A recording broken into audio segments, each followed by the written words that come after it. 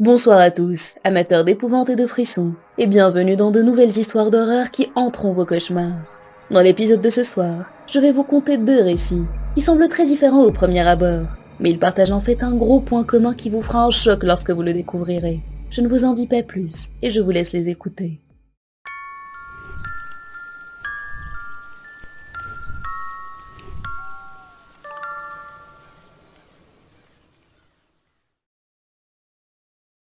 Toute mon existence, ma vie n'a jamais été mieux que banale. Je vivais dans une famille de 2 filles et un garçon. Il y avait ma grande sœur Jenny, moi et mon petit frère Alex.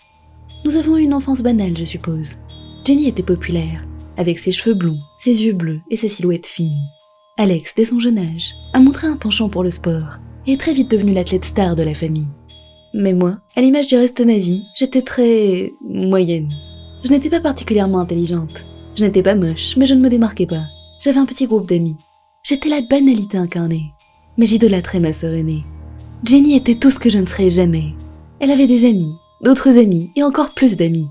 Elle avait une série de petits copains depuis qu'elle avait 11 ans. Elle s'en est lassée à force, mais moi j'adorais ça. Jenny m'aimait aussi. Nous étions très proches quand nous étions petites. Ma mère et mon père m'aimaient évidemment, mais ils ne me remarquaient pas autant qu'ils remarquaient Jenny et Alex. Parce qu'il n'y avait rien de spécial chez moi, pas vraiment. Mais Jenny ne voyait pas les choses comme ça. Elle faisait attention à moi. Elle m'avait relooké plusieurs fois et m'avait appris à me maquiller, même quand elle était accompagnée de ses amis populaires. Elle me montrait les meilleurs vêtements pour ma morphologie. Elle me racontait tout sur sa vie incroyable et scintillante. Et elle m'écoutait quand je trouvais une petite contribution à apporter à nos conversations. Elle était mon modèle. Mais parfois, la vie n'est pas banale. Parfois, la vie n'est pas typique. Quand Jenny avait 16 ans et moi 13, elle a été retrouvée dans sa chambre. Une boîte de médicaments renversée à côté d'elle. Je crois qu'ils n'ont même pas pris la peine d'investiguer. Son acte était clair, même si personne ne savait vraiment pourquoi il l'avait fait. La vie peut nous surprendre dans ce sens. Parfois, c'est ceux qui semblent le plus heureux qui souffrent le plus. Ce fut une période très difficile pour ma famille, mais la vie a suivi son cours. En grandissant, j'ai commencé à apprécier ma vie banale. Mes parents m'ont accordé un peu plus d'attention, Jenny étant partie.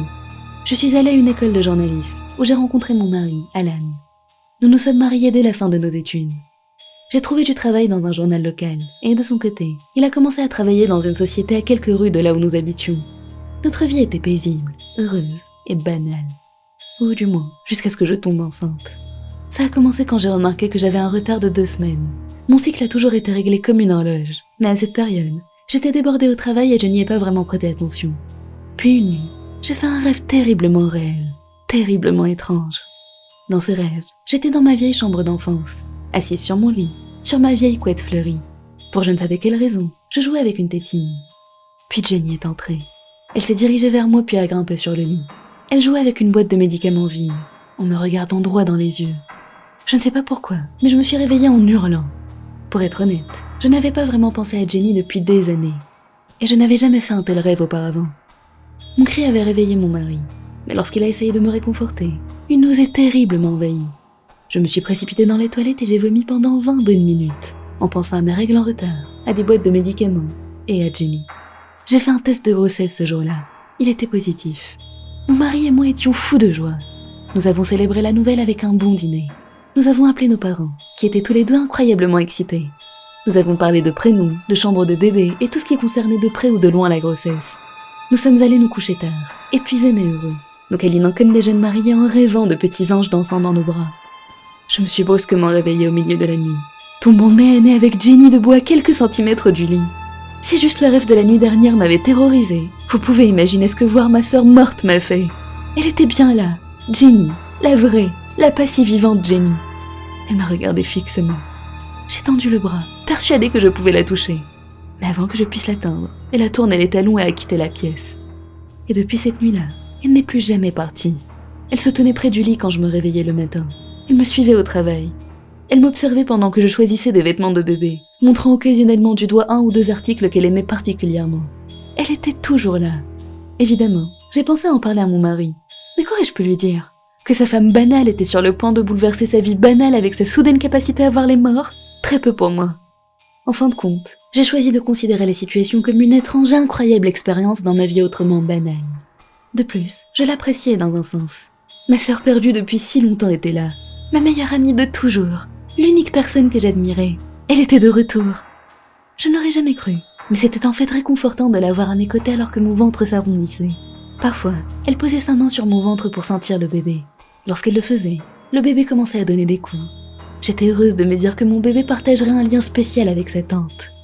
Jenny était toujours là quand mon mari m'a emmenée à la clinique, pleurant de douleur. Elle nous a suivis à la maternité, et s'est calmement tenue à côté de moi pendant que je poussais. Elle a gardé sa main sur mon ventre, et ça m'a donné la force de continuer. Ils ont placé le bébé dans mes bras. Une fille, une merveilleuse petite fille, dont les pleurs étaient les plus merveilleux au monde. Quand j'ai regardé autour de moi, Jenny était partie. Ne vous méprenez pas, elle était très importante pour moi et me manquait ce jour. Mais j'étais malgré tout soulagée qu'elle soit partie. Elle me manquait, mais je ne pouvais plus la laisser faire partie de ma vie à nouveau. Je voulais retourner à ma vie heureuse, banale. Ma vie heureuse avec mon bébé heureux et mon mari heureux. J'étais sur un petit nuage pendant quelques semaines, puis je l'ai remarqué. J'étais en train de jouer avec ma petite Hélène, lorsqu'elle a soudainement levé les yeux vers moi. C'est là que je l'ai remarqué, son regard bleu perturbant, ses yeux que ni moi, ni mon mari ne possédions. Elle me regardait avec un calme inquiétant.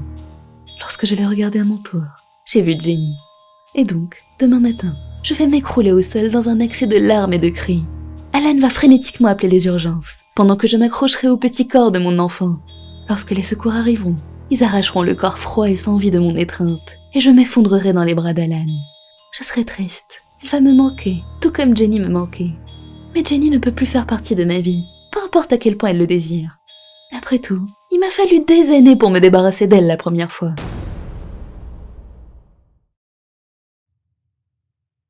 Salut, je souffre de troubles obsessionnels compulsifs, qui est un trouble anxieux dans lequel ceux qui en sont atteints ont des pensées, des sentiments, des idées ou des comportements indésirables à répéter.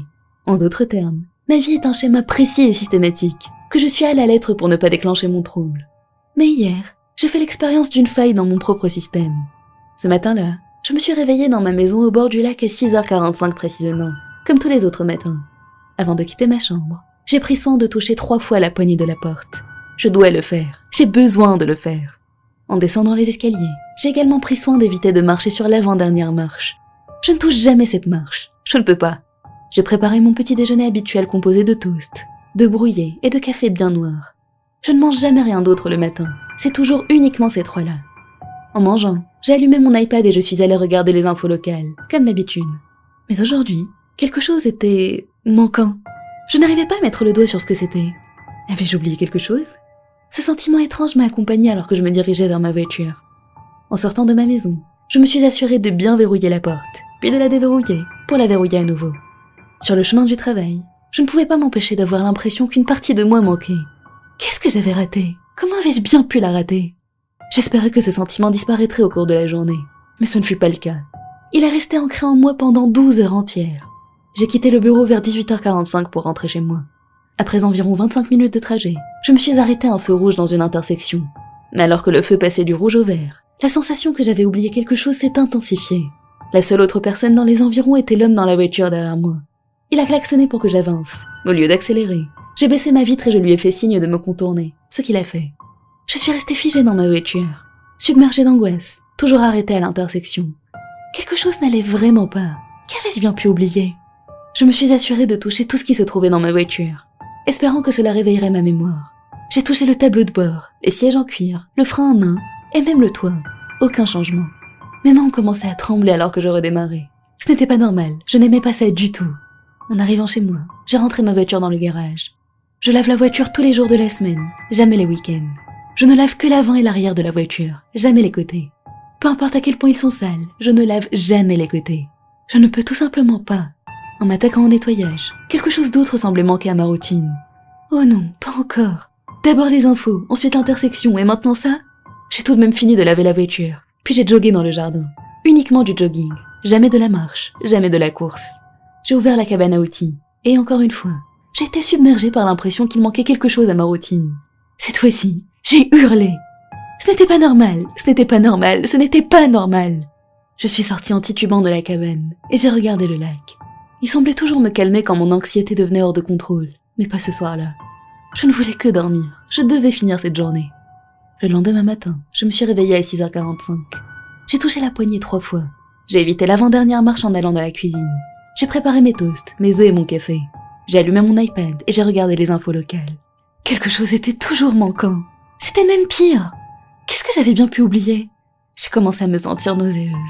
Je suis sortie de chez moi, submergée de rage. J'ai verrouillé la porte, je l'ai déverrouillée, puis je l'ai verrouillée à nouveau, avant de me mettre en route pour le travail. J'ai tendance à être très productive quand je suis contrariée, bizarrement. Donc au moins, je ressentais un certain accomplissement en quittant le bureau à 18h45.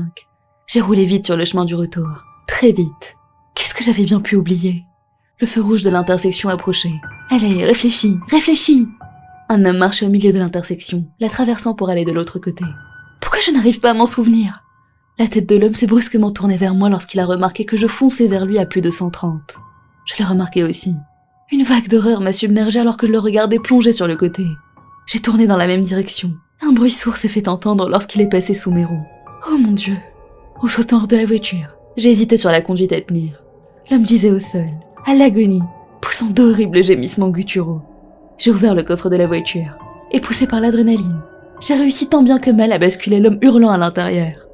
En entrant dans mon garage, j'ai pris soin de laver le sang à l'avant et à l'arrière de ma voiture. Les côtés n'étaient pas nécessaires. Après avoir traîné le corps brisé dans le jardin, j'ai jogué jusqu'à la cabane à outils. À l'intérieur se trouvaient des sacs poubelles noirs, des parpaings et une scie à métaux. J'ai démembré l'homme, et par chance, j'ai pu mettre tous les morceaux à l'intérieur avec un parpaing. Il ne me restait plus qu'à le jeter dans le lac. Le lendemain matin, je me suis réveillée à 6h45. J'ai touché la poignée 3 fois et j'ai évité l'avant-dernière marche. En mangeant mes toasts et mes œufs accompagnés de café noir, j'ai parcouru les infos sur mon iPad. Le gros titre était « Le tueur en série en voiture frappe à nouveau ». J'ai souri, enfin de retour à la normale.